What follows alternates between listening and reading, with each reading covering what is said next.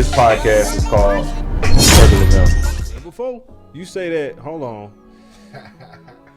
We are on the Circle of M podcast. I'm your host, Marcus Smith II.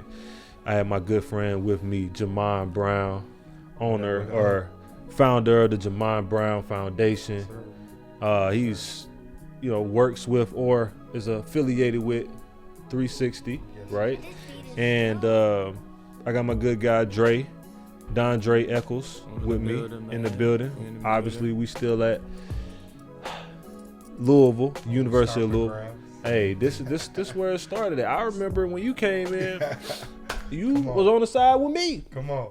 You know what I'm saying? Let them know, man. And you was wrecking stuff too. Trying to find my way. Yeah. Trying to find my way. But, before that, we was having an awesome conversation. We were just talking about, our careers, man. And you said something real key that I just want to pop this conversation off with, before anything. You said when you got there, it was work that you still had to do. It's like you come from a background of just trying to make it and make it out. But now you get to the highest pinnacle of your career and people want more out of you. Talk about how that felt and how much of a culture shock that was to you. Man, the pressure. Let's just speak on the pressure. And you talk about having traveled a journey, right? Not only through the upbringing, coming from, a struggling background, but being able to, get a scholarship and take that first step into, changing my circumstance. Yeah. Of course, encountering the work that you got to do when you came to college, but then, everybody telling you, that work that you put in college will prepare you for the league, and they didn't go on to tell you how much more work it was going to be once you got to the league. They just kind of tell you, hey, you get to the top and you at the top. Yeah. Mm-hmm. You know what I mean? And, I got to the top and I found myself, it being lonely. You know what I mean? And everybody wants to be the millionaire, right? Until somebody from my situation, right? I think, I saw a little bit of the show with Bilal. He talked about, our backgrounds, right? I'm too come from a struggling background that doesn't have a lot of financial literacy. Yeah. And so when I got to my $1 million spot, as happy as it was, nobody was with me. Yeah. My mom wasn't with me. My brother wasn't with me. It was real lonely. And so I think about, that work, right? Of all right, how do I bring more people with me? Yeah. The pressures that, is added on to you outside of you got to be ready, training camp, mini camp, you know what I mean? The football pressures. And so I think that was something that I still, that shock is I'm still trying to recover from the ripple of just the mental aspect, the mental gymnastics of, hey, I'm in this space. The world or everybody says when you make it to the league, changes for everybody, but does it really change for everybody? Well, man, I mean, it changed. I mean, I heard something that was said. You don't. Some people say you don't really change, right? Everything around you changes, and I truly believe that God put us in these situations for a reason, right? We had to go through some of the stuff we went through in order for us to get to our purpose and where we are today. Right. But that doesn't take away the pain and the struggle that we went through. What, Marcus? You got pain? You know what I mean? Yeah. I mean, that's how it is, right? You a first round draft pick. I was a third round. You playing in the NFL. Pain? Yeah. You know what I mean? You I think about how much we are taught not to really feed into the pain. Yeah. You know what I mean? And when you think from a training perspective, right? We go out there and we're conditioning, we're weightlifting to hurt, right? To get that growth. Yeah. But, we're taught through that not to focus on it. Yeah. Because they say pain is temporary. But is pain But really is temporary? Right. Ugh. I think that's what That's a we good should go question into. right there. Like, is pain really temporary? You just said you still recovering from a culture shock that you dealt with in the league once you got there. I want to transition a little bit because I know we talked about you getting to that point, right? Let's go back to college. Let's go back to the Louisville days. we here in Louisville, right? You made a transition then, right? From defense to offense. Talk about that transition and the mental stability it took to transition to something that, maybe was unknown or for, you know what I'm saying, something that you hadn't done before. I know a little bit about that, but I want you to talk about it a little bit. I mean, to be honest, I think no kid goes into college or no kid goes into accepting their scholarship thinking that that's going to come with a position change. Yeah. You know what I mean? And for me, dealing with the dynamics that we had, right? We had a lot of Florida guys, Georgia guys, just from different places and a lot of different people from different culture. For me, it was a hit of like, am I good enough?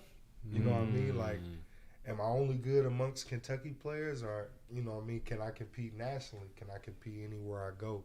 And so I was hit with that, and I'm appreciative to this day for Dave Borbley, who was the O-line coach. Shout out to Dave Borb, man. Love you, coach. I love you, coach, man. Seriously, he said something to me, man, that one helped me with my confidence.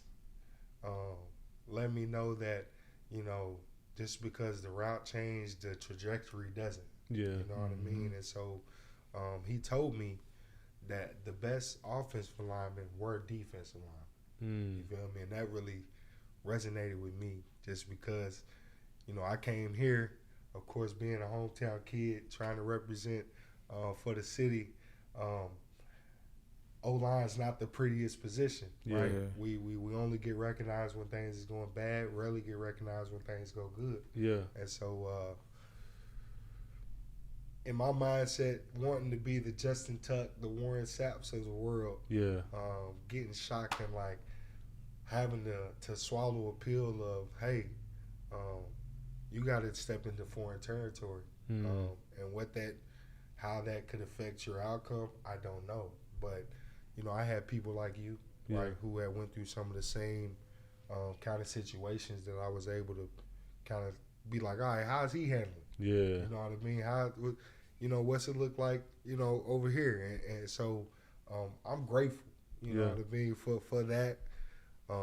It definitely had put me in a position of like, man, I don't know if this is for me. Yeah. You know what I mean? Like, Coach Storm come asking me to change my position. From my pops to everything, it was like, hold on, is this for us? Is this the place? It was a lot that came with it, but I'm glad I stuck with it. Yeah. And I trusted the process, and it worked out. Man, and a lot of times, your parents have to entrust in the coaches, basically, because big thing. That's why he came and asked, your coach. But what I got out of that, man, was that, in that situation, when you get in those situations, I'm going to ask all the viewers, I'm going to ask all the people out there, are you able to operate in foreign territory? That's what I got out of what you just said, right? Can you do that, right? And can you be able to be uncomfortable and trust the process? And a lot of times trusting the process comes with a mental blockage, a mental barrier that you can't always overcome right away. You need a support staff. You need a support team to be able to do that. And you have to be able to be vulnerable enough to say, like what Bilal said earlier, I need some help, right? And for me, that was Coach Hurt. You talking about David Boyd, like, man, I was about to quit, bro. Even in college, I was about to quit. And Coach Hurt came up to me and was like, I need you to stay the course. Right. You're going to make a lot of money playing this position one day. Look, I'm hard on you. Because man, like at the time I ain't really know. It's hard. You know what I'm saying? I ain't know if I was doing good or not. Right. But him having that conversation with me, and this is to all the dads, the fathers, the coaches out there, man, pull your kids to the side. Mm-hmm. Have that conversation with them. Let them know, like, hey, I'm on you because of this. Like, and the more you do that, the more you'll get out of them. Right. You know what I'm saying? Right. So yeah, man, You got something to say? I know you got something to say back there, my guy Dre. Yeah, man, you know, I'm just saying, I definitely took the same thing from what he said. You know, you got to be willing to adapt in any situation, atmosphere. And I mean, shoot, just watch and hear you today. You adapted. You know what I'm saying? Like, you adapting in what you're doing now. So I'm just trying to hear more, man. I'm just trying to hear more. So talk about the first time. Let's talk about the first time you got cut. And what that felt like, and once you realize it was, this is a business. And what did that do to you mentally too? Man, I don't think that I was in the business until I got cut for the first time. Yeah, I tell a lot of people. For me, up to that point that I got released from the Rams, you know, I was the high school kid playing football. Yeah. You know what I mean? The perks it was just perks. Yeah. You know what I mean? The scholarships, and then, you know, being drafted, the money. It wasn't until being released on a Tuesday. I had just been named Community Player of the Week. Hold on, so you got to tell, like, Tuesday. It's the off day of the week. So you don't know. You chilling. If you don't know. On Tuesdays, you chilling. You know what I'm saying? You getting ready for Wednesday, which is the work week day. Come on, work week Wednesday. But you know, I just got done giving away 1,000 pair of shoes to an at-risk school in California, and not even 10 minutes from leaving that site, I get the call. You know what I mean? And it was really just because of the need of the team. And so it wasn't even like a situation, you know, to where, you know, I could be upset with myself or anything. It was just the business. Yeah. Right? We needed a edge rusher. Yeah. Right? Dante Fowler was available. As far as my salary to the cap, you know, they see me as expensive. They see me as expendable. Yeah. You feel me? And so getting released from, you know, who drafted me, right? Yeah. Definitely, I think every player goes into the league like, man, I'm going to stick with, you know, we would love the Bilal Powell story, right? Being able to stick our whole career with one team. Right. That was definitely me. To having that shot, not only getting released on an off day, but getting released on one of the highest moments, you know, in my career up to that point. Right, because you was in the community. Player of the week, right? It was something that I was, you know, very adamant about since I jumped off the porch in the league. It was like, hey, being in the community, whether it's back here at home in Louisville or it's, you know, for the team I play for. And so once that kind of hit me, man, I was in a mental down, right? Because I'm like, you know, everything I done poured into this organization, do they not see it? Is it not valuable? You know what I mean? To really just, you know, having to understand the business and not letting that mentally affect me and knowing if it's not here, it's somewhere else. Yeah. So I want to ask you, how long did you let that play in your mind? And also, how much did it mess with your confidence for real? Because I know that's a tough one. It still plays in my mind. Dre, if I'm going to be real with you, it still plays in my mind because I think that was something that really damaged me, you know what I mean, as a person. Let's not even talk about the player aspect. So do you think, guys, like when you talk about damage, because it like, I'm going to be honest and I'm going to be real on this show, it damaged me too. And a lot of us, we have to understand that it's a select few of people who play 10, 9, 15. But the majority of us go through what we talking about right now.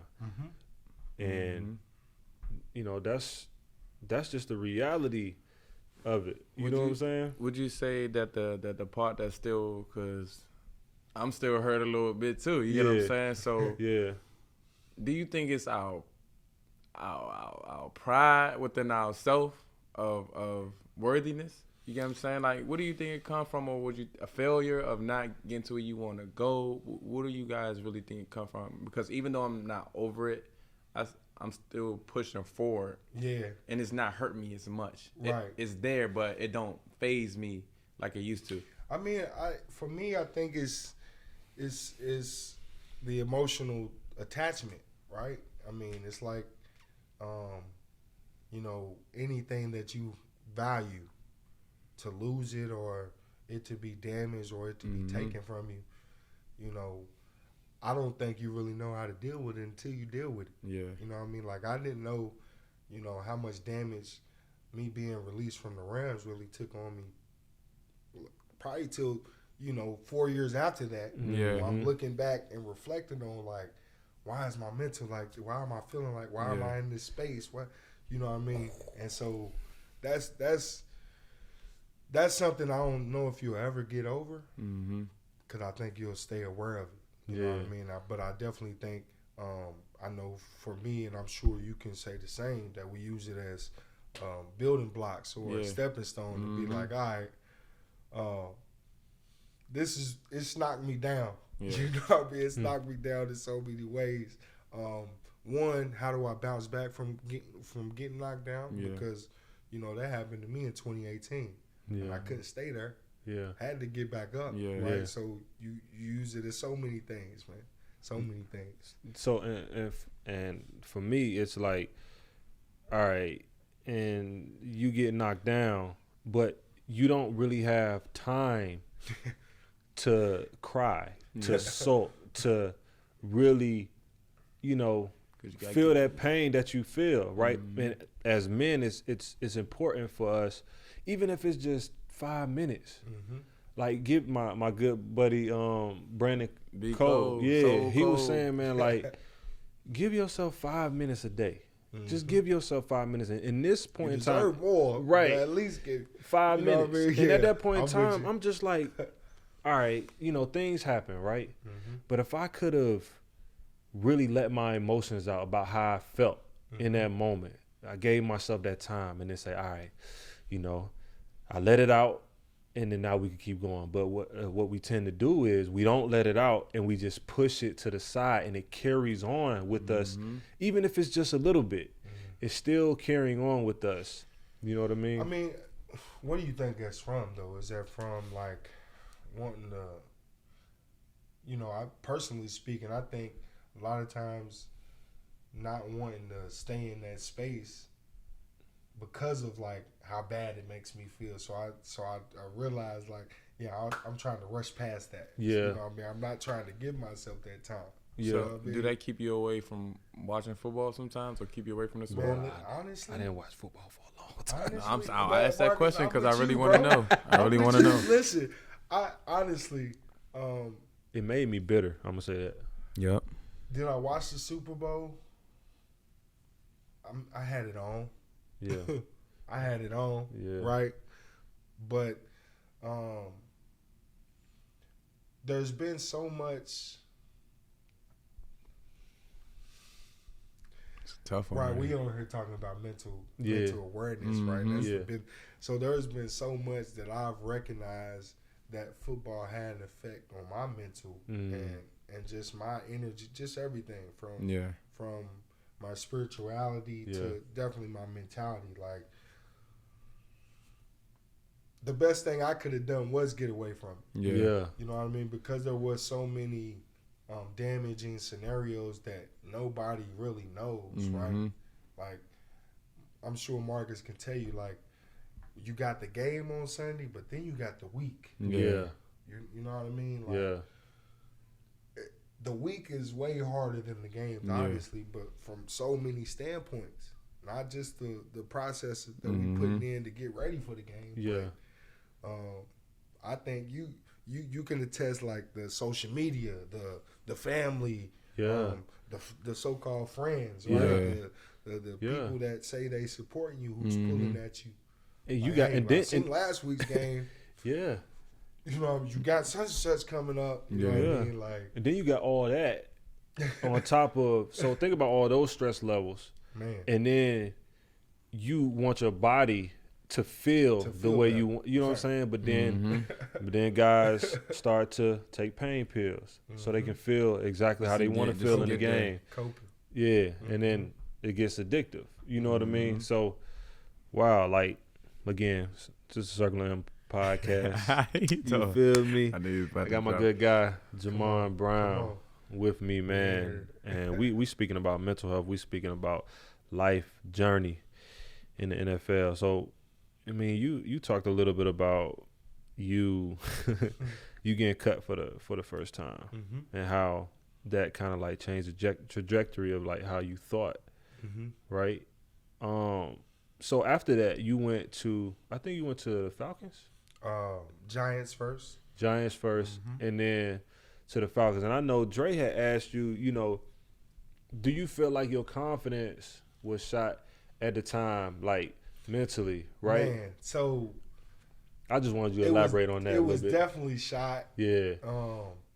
But I think like you, Dre, like any athlete can attest to when you walking into a new situation, how you got to kind of like, all right, let me put that behind me. Yeah. I gotta get back on short-term memory on my stuff. Yeah. You know what I mean? And so walking into New York, luckily it wasn't like I was walking into a championship contending team at the time. Yeah. And so it wasn't like too many people were on their high horses. Still but you know, I still had that space of like, hey, you got to prove yourself to this new team, to these new people, like what you can do. Yeah. You know what I mean? And so I struggle with like, dang, you know what I mean? I'm on this really Super Bowl contending team to go to the complete opposite of that. But on top of that, how can I show right here, right now that I do bring value? You know what I mean? And the encouraging part with that situation was I did see the value I brought to the Giants. You know, from the locker room, right, to chilling with Odell and just hearing him like, hey, you done brought the juice in the locker room that we needed. Yeah. To just Eli, right? Yeah. Being with a quiet spoken. That was my first sack too, Manning, by the way. You know what I mean? And so, no, that's real.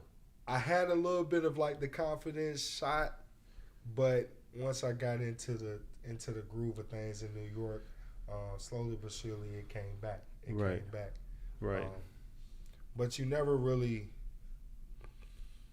after you experience it once though, I think it's easy to, you know, kind of, you know what I mean? It's like a roller coaster. Once your confidence gets shot once, I think it's going to go up and down. It's easy to go back, but, you know, it is easy for it to fluster. You know what I mean? And I definitely, since being released, you know, throughout my career after that, could recognize, like, my highs and my lows of, like, hey, I'm feeling like I'm on my game, and then I'm feeling like I'm down. So I definitely took a confidence shot.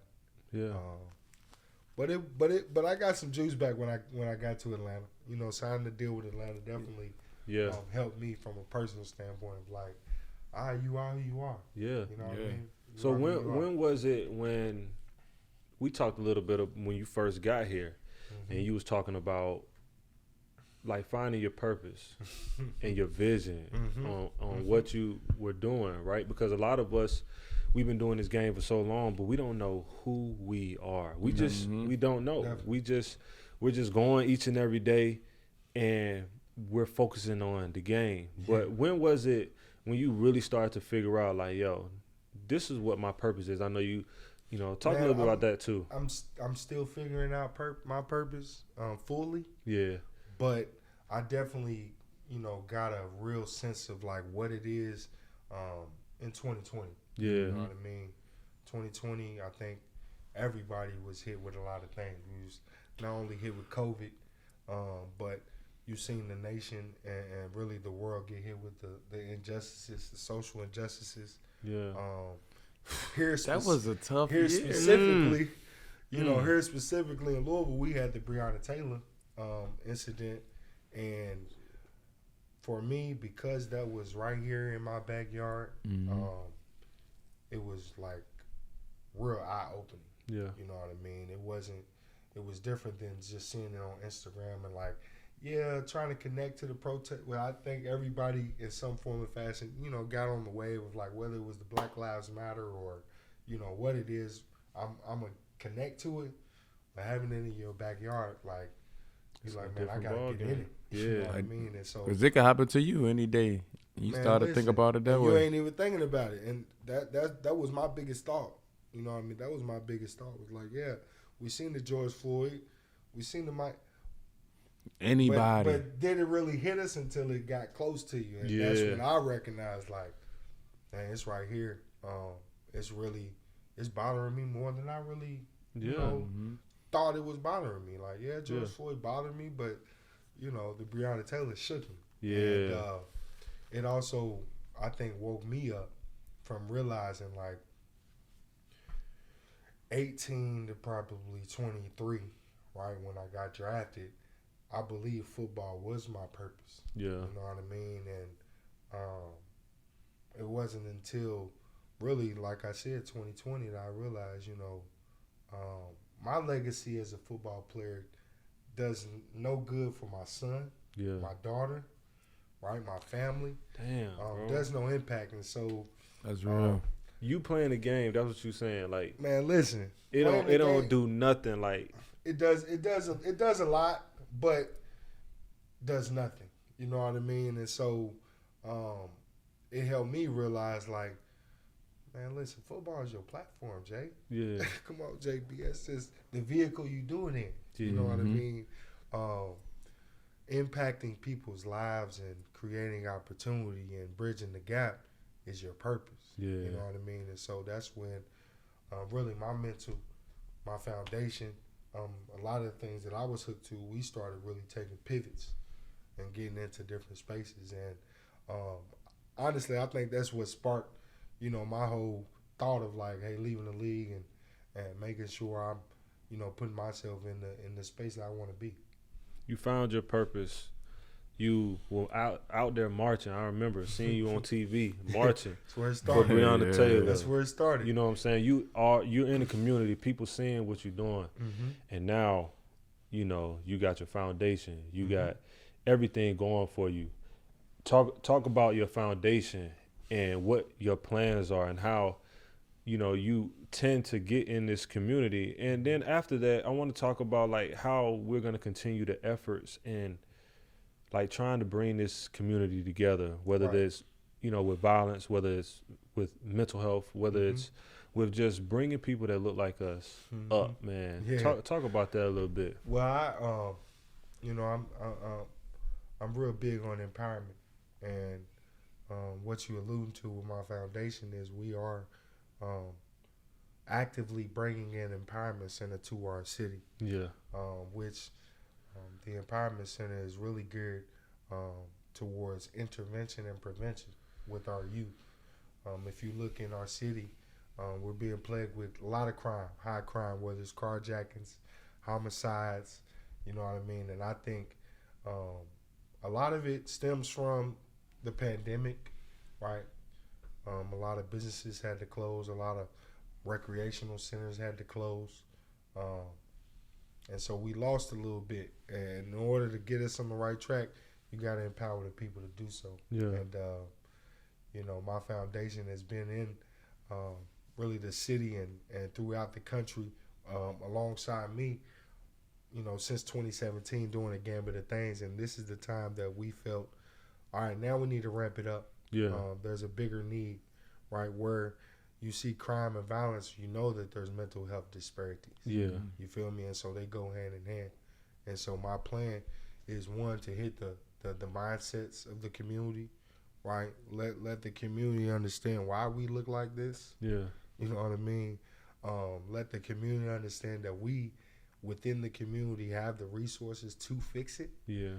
And then, you know, promote the solution that we have at hand, or at least part of the solution we feel we have in the Empowerment Center. And then, like you said, continue to connect with people like yourself and your foundation and what you do and what's dear to you, which is the mental health aspect.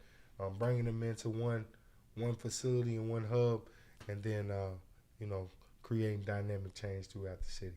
Man, what I realized too, man, was being a life coach. I did a live yesterday, and one of the things that was said by the therapist was, it's not about, because someone asked a question, how do you get through to the young people?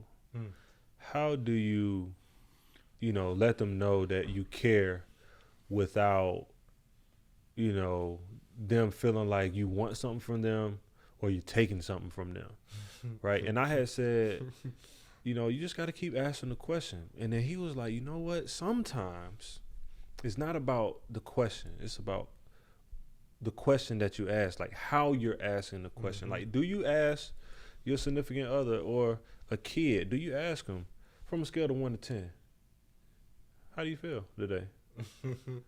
Or are you, like, what's your happiness level? Right. And you'll be surprised. The kid might be like, shit, I'm a 4 today. You know what I'm saying? But that'll let you know, like, how they're feeling. Yeah. And then you can gauge the conversation off of that. And that's kind of like the type of things that I want to bring to the table when it comes. It don't matter if we talking about violence. We talking about all these things that can help the community grow. But let me ask you this. Do you feel like it's a hard thing to do because, everybody is not, in your corner? Do you feel like that it is hard to get done? There's definitely some struggles to it. I really try not to harp on the struggles, because they can really be deflating. Yeah, and you can realize like how much is stacked real against you. Yeah. Instead, I try to highlight and emphasize the people that are doing stuff. Yeah. You know what I mean, and how much work has been done, and really just how we can come together and collaborate to amplify what's being done. Yeah. But since being into the nonprofit space and definitely the space of trying to mentor and definitely impact the youth, I think you got to meet them where they at. You know what I mean? You got to meet them where they at. You definitely gotta crawl before you walk. You know what I mean? You gotta take it step by step. But you gotta also paint the picture of the end goal. You know what I mean? I think that's the biggest thing is, a lot of times with the youth, it's hard for them to see the end game, right? And so it's hard for them to trust the process to get to the end game. So, as long as I think you can give them a real picture, and I know what I do sometimes, different tactics when I get around youth, I might wear my jewelry or different, just because I know, hey, this is what they're looking for. This is how I can catch their attention. And once I get their attention, now I can feed them. Then you can go ahead and switch the message up. Come on. And I wanted to say something because just lately I've been around a lot of high school and youth kids, and one thing that talking about this. I feel like I try to compare myself to them when I was little, and what helped me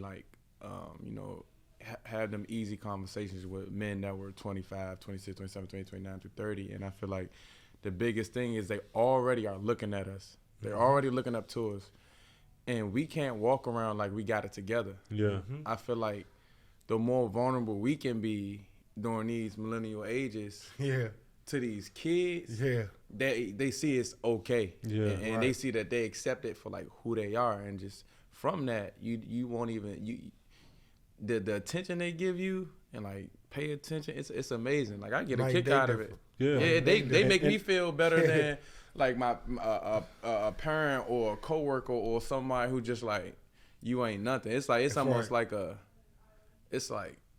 comforting feeling. Like, y'all need us too. Think about this. Can we, I don't know if anybody in here, but was there anybody you could call on that, made it to the league and came back and was sitting with you in like running track or playing football, that gave you some advice and some game, right? Because that's what they're looking at too. You have been where they trying to go. Right. I think even sometimes, even if they're just around, that helps, because I can say I had older brothers who were two older brothers, and I mean, they were doing two different things. I had one who was playing, he played at JMU, then he went to the NFL, then the CFL. Then I had another brother who high school, straight got a job, got married, and now he's very successful. Right. So I had two different routes to compare my life to, which said, this is how I should move to get to my life. Mm-hmm. I'm not gonna say it's a good thing or a bad thing because I went down my own rabbit hole to figure out my life, but I feel like we got to get them something to base it from. Yeah, definitely. For sure. Show me better and I do better. Exactly. You know what I mean? Exactly. And you know, one of my biggest things from a mental standpoint for me was like, hey, I want to be able to put in these kids mental that it can happen. Yeah. You know what I mean? And like coming back, getting amongst the kids is the biggest thing. Being touchable, being reachable, is the difference, I think, that will set, you know, our future on a different trajectory. You got guys like Marcus who has been to the pinnacle, myself been to the pinnacle.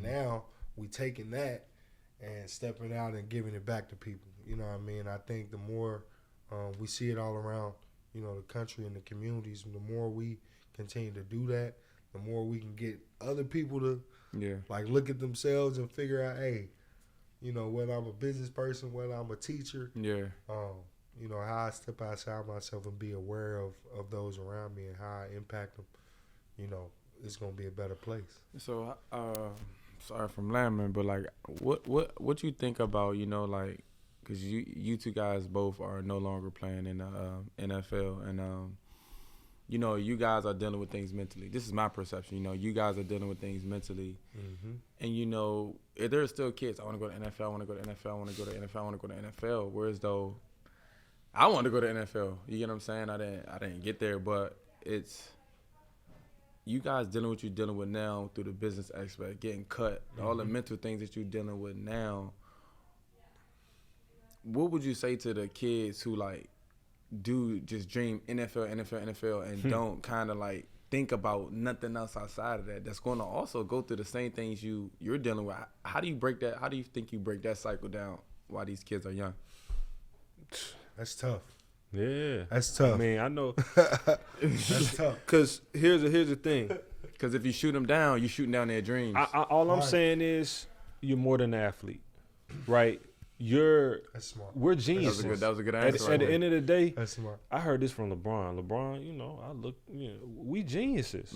We geniuses at our craft, right? It don't matter what we doing. Everybody, you call Bill Gates a genius because, you know, he created what he created, and he making all this money, right? You call, you know, people who do, you know, what their purpose to do, feel like their purpose to do, geniuses, right? We're geniuses at our crafts, right?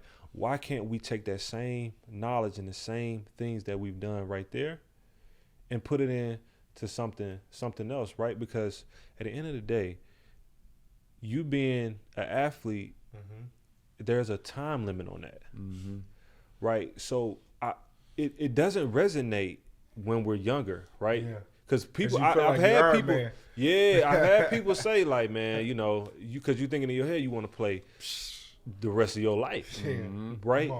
But it's important now to show them, hey, look, okay, I did this, right? But look at me now. Definitely. You know what I'm saying? I'm in my purpose right now, right? And somebody said to me one time, it was my manager, Lauren Gillian. Like, shout out to Lauren, man. And he said to me, you know, your purpose, like football is our talent. God gave us a talent and he gave us a purpose. Your talent is what gets you to your purpose. So once you get in your purpose and you actually are feeding that, that's when everything else comes. And so when he told me that, I was like, damn, I really thought about it. I was like, bro, that's when I knew, like, all right, yeah, man, football, this is just my platform. People see, like, you was the first round draft pick, but that's not it for me. Right. It's more. There's definitely more. I definitely got to agree with you. And when you say, hey, giving those, you know, younger athletes advice, being more than just an athlete, the piece of advice I would give them is plan to make another plan. You know what I mean? That's real. Plan to make another plan. when we look at game planning, right? Let's say we're in the sport, whatever sport it is, you getting ready for your next game. Mm-hmm. You think about the planning that goes into that.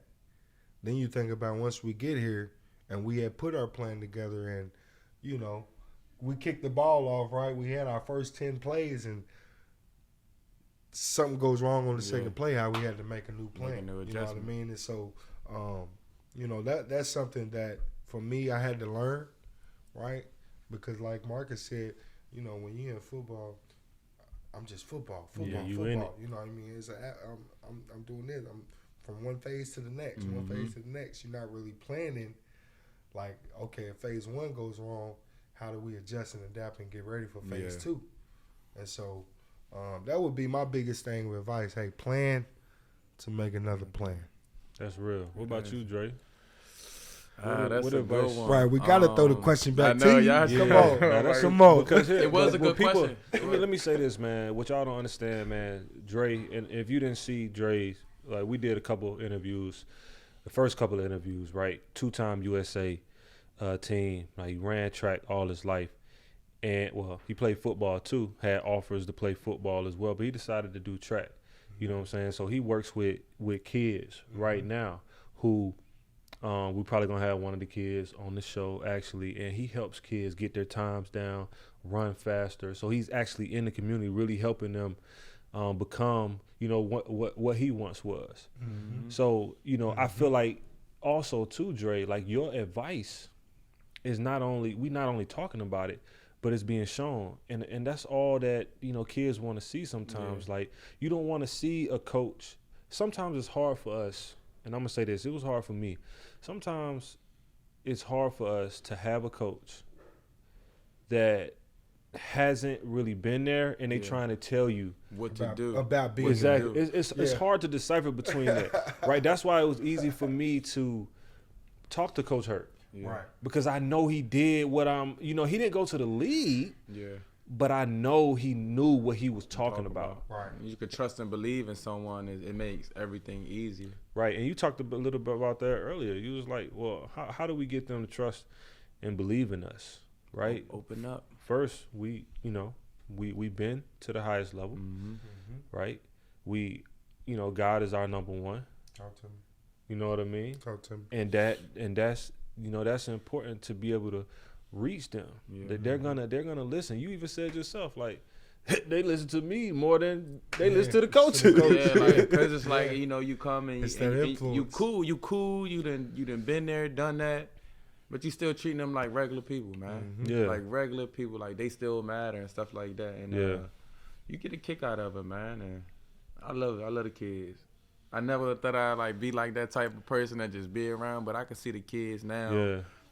So let me ask you a question. You've been in this mental health type of realm. Yeah. What really pushed you to, step into this realm, but not only step into the realm, get real visible and real vocal about it. You know what I mean? Because I know, back where I'm from, you can attest, how we grew up, like, yeah, man. Talking about stuff, feelings, therapy. We don't do that. Nah, you know what I mean? So you being like really the poster child for our community or people that come from, our types of communities. Yeah.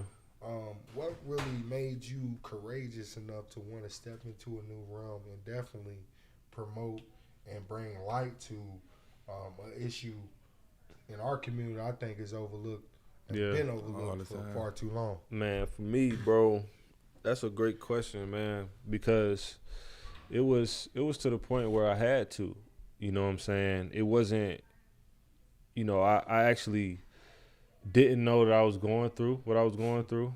A lot of people know that I dealt with anxiety, depression. I talk about it all the time. And, the biggest thing with mental health is acknowledgement, right? You have to acknowledge that you're dealing with something first, right? And the way that you acknowledge that is by people like us having a conversation, talking about some of the things that we're dealing with, because we don't know the symptoms. We don't know those things, right? So we might not know somebody walking down the street who's dealing with anxiety, or for ourselves, we might not know that. So if we hear it from someone else, right, then you can be like, you know what? I dealt with that. Right. So that I must be dealing with anxiety. Oh, do I need to go get help? Okay, boom. The questions start to come out. And so how you deal with the kickback of like actively going to get help? You know, because I think, you know, even for myself, it was easier to identify, okay, I may have an issue. I may have a problem. But, you know, I think, you know, it's 10 times harder to actively like work on it or actively. So, you know, what was that pushing factor for you? Was it, you know, a slow point to where you had to? Was it like, you know, you just got fed up, or, you know, was it a, you know, type of situation where it was like, all right, there's no other choice or no other route but this? Nah, that's kind of what it, because I wouldn't go talk to nobody. Right. And the only way God could get me. Marcus. Come on, man. Yeah, bro. Come on, man. Yeah, man. The only way. I'm seeing you a different light, man. Bro, like, look, hey, the only way God could get me. Okay, let me go back. Faith without works is dead. Talk to me. All right. Talk to me. So, a lot of people put their trust in God, right? But if you're dealing with something, right, God puts the people in place for you to get the help that you need, right? You have to do the work. And that's what I realized once I had my 2 suicide attempts. I had no choice, right? But to say, all right, God, you gave me another chance. I had to go into the room, and I'm like talking to Coach Hurt and talking to Pete Carroll, and they're putting the pieces in place for me, right? And I go into the actual therapy room, and it wasn't easy at first to open up because I had so much baggage, so much stuff that came with me. But I had to keep going, and I had to keep opening myself up, and I realized like it had nothing to do with football. It was all me and everything that I was dealing with. And that's pretty much how it was like, yo, I had to, it was more so, okay, my wife is pregnant, right? And I talked about this all the time, man. She came in there like she was crying. And I remember the look on her face, bro. That junk, I don't never want to see that ever again, bro. Like, it was almost like I had already died, bro. Right. You know what I'm saying? After she, you know, figured out what I had did. And then I wasn't going to be there for my daughter. You know what I'm saying? And that's what really changed, you know, the trajectory of what I was doing. I was like, look, I'm going to get help, and I'm going to help everybody else get help too. Facts. You know what I'm saying? That's why I speak about it, bro. So to answer your question, yeah, bro. Like, it was ordained and purpose driven for me to do that. And that's why I'm living in my purpose right now. So, I mean, like, what's it been like since really being on top of it? You know what I mean? Like, people knowing, hey, you've had these attempts, right? Like, how do people look at you now? Do you have people that you know look at you different? They do. Some people do. Some people can't understand it. It's hard for people to a lot of people don't want to go get help. A lot of people don't want to acknowledge it. Especially not in your family. A lot of people just don't want to be real about that topic itself. Or they can't even believe that I went through something like that, bro. At least a thought. Because I'm struggling with not believing, because I've been in that room and I've been you know in some of those close spaces. I ain't even gonna I ain't gonna say all the way there, but I've been in those close spaces, so I can believe it. Bro, that's real, bro. Keep speaking, bro. No, that's real. No, I'm just because for me, right, sitting back, Marcus Smith, the first round, like, you know, the converted defensive end, right? Yeah. You take out all the high moments. Yeah. Which I think that's what we do as a society, right? We focus on, you know, all the highs to where we don't shed light on the lows. Yeah. You know what I mean? And so we don't learn how to deal with those lows. And so even myself, taking your situation for an example. Yeah. My man's a converted defensive lineman to go off, get drafted, first round pick. years after that to hear like he's been in the space of just depression and anxiety, and like you grow up thinking like a person in his position, in his space, shouldn't Ain't no way. Ain't no way. Yeah. You know, I'd be like, it's mind blowing. Yeah. You know what I mean? To even think or associate those things with that type of situation. Yeah. But I think that just makes it that much realer, right? Yeah. I think that, makes it that much human. Yeah. Right? Because I know since I have been drafted coming around, even here in the city of Louisville, how I'm seen as like a superhero or seen as the supernatural. Yeah. You know what I mean? When really I deal with the same problems or maybe worse. Yeah. You know what I mean? They might not look it, but, And you still trying to figure out your way. We trying to find a way, man. Yeah, you trying to figure out your way to navigate that. And you mentioned like, you going through the same things, man. I want to ask you too, man. Do you seek anything, or do you seek any type of help or any type of healing? So I definitely I started therapy back in 2017. Let's go. Back in 2017, being transparent, I real. got a DUI. Traveling back home from California to here, got a DUI. It was of marijuana. Yeah. And through the league was entered into the program, which the program helped you kind of find different outlets and different resources that you needed to help you. Yeah. And so that was my first time stepping into the mental space. Yeah. And definitely the therapy space, and knowing like, one, therapy's great. You feel me? Like in our community, I think a lot of times, one, we're taught keep your business to yourself, right?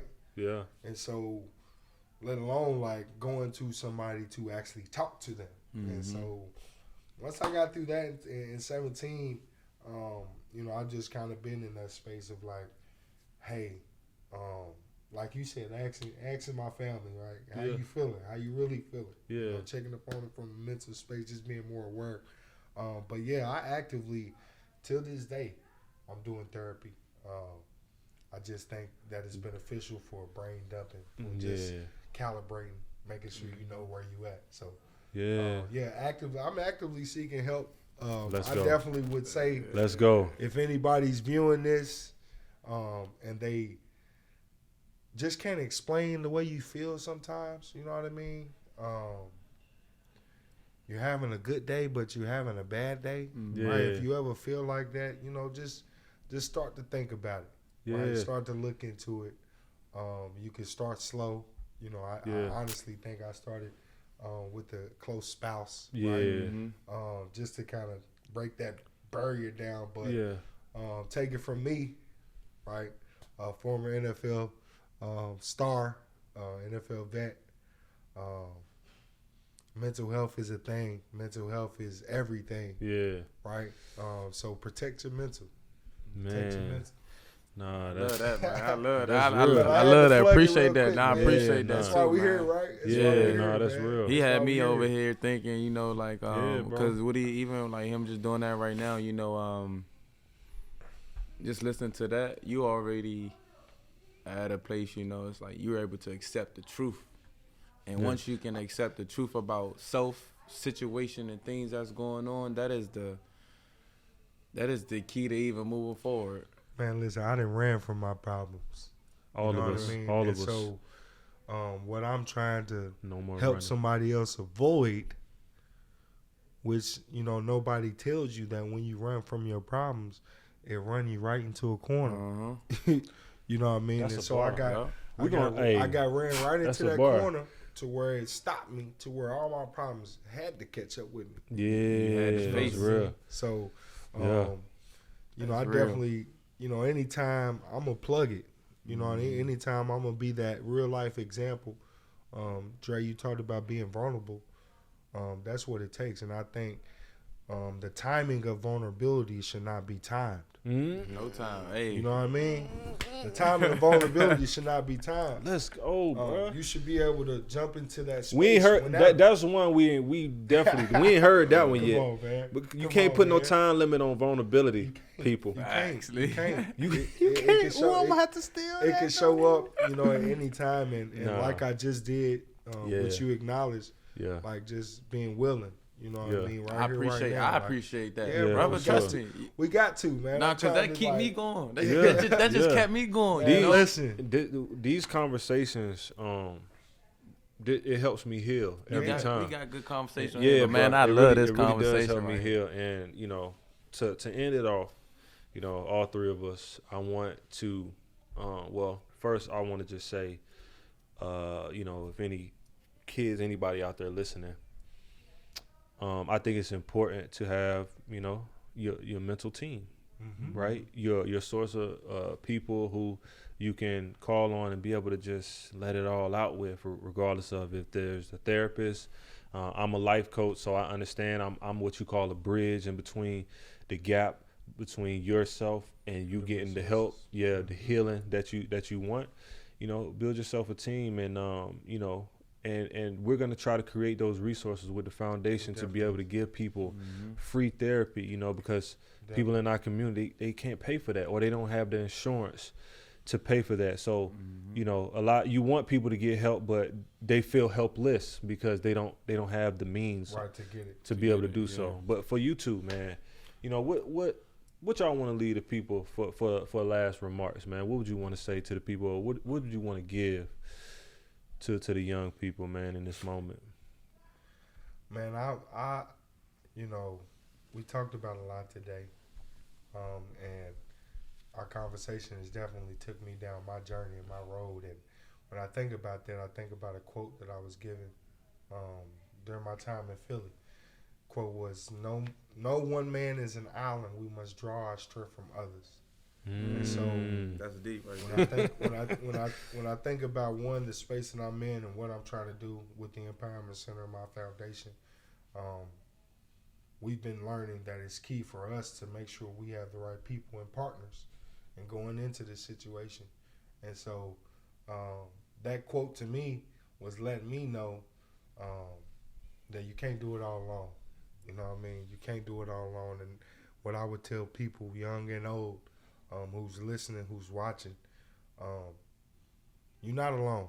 You know what I mean? You might have to find who's your help. Yeah. But you're not alone. Yeah. And if I can leave you with that quote, remember, no one man is an island. You must draw your strength from others. Man, that's real. What about you, bro? Shoot, I'm gonna go ahead and just end it. You know, for real, this one for my brothers, my guys that I see all the time. I hang with just guys my age, man. Just specifically, like, I just want y'all to know, like, that, like he just said, you're not alone. And just because your homeboy sitting right there beside you seem like he tough, like he seem like all this. I sit beside guys I watch just torment their mind and just open up to me, bro, because I speak and I just want you to feel better. Right. I want you to just stop lying to yourself. Stop lying to everything around you. Open up, bro. Right. Because you got a brother right here. And it's to all my brothers, man. Y'all all need to open up and just, y'all got a brother who accept y'all for y'all. Love y'all. At the end of the day, I don't care what you doing. Need is need. I said that in the last episode. So, man, I'm going to end it with that. Man, we should end it off with a one-sentence vocal. I knew he was going. Hey, I thought about that. I knew he was going to shut it down. You know what I'm saying? Just a, one-sentence vocal. Let the people know how you feeling in this moment. You know what I'm saying?